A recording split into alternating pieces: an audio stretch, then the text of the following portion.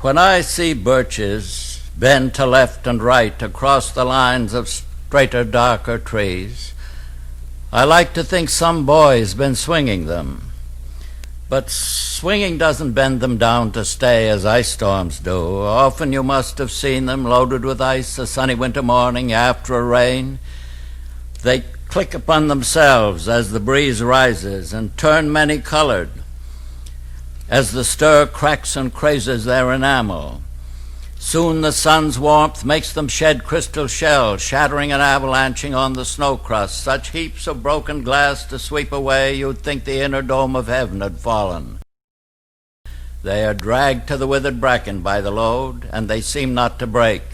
Though once they're bowed so low for long, they never right themselves. You may see their trunks arching in the woods years afterward, trailing their leaves on the ground like girls on hands and knees that throw their hair before them over their heads to dry in the sun. But I was going to say, when truth broke in with all her matter of fact about the ice storm, I should prefer to have had some boy bend them as he went out or in to fetch the cows, some boy too far from town to learn baseball, whose only play was what he found himself, summer or winter, and could play alone. One by one he subdued his father's trees by riding them down over and over again until he took the stiffness out of them, and not one but hung limp. He learned all there was to learn about not launching out too soon, and so not carrying the tree away clear to the ground. He always kept his poise to the top branches, climbing carefully, with the same pains you use to fill a cup up to the brim, and even above the brim. Then he flung outward, feet first, with a swish, kicking his way down through the air to the ground. So was I once myself a swinger of birches, and so I dream of going back to be.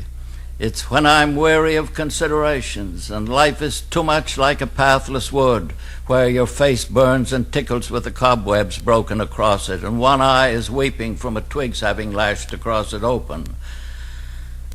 I'd like to get away from earth a while, and then come back to it and begin over. May no fate wilfully misunderstand me, and half grant what I wish, and snatch me away not to return. Earth's the right place for love. I don't know where it's likely to go better.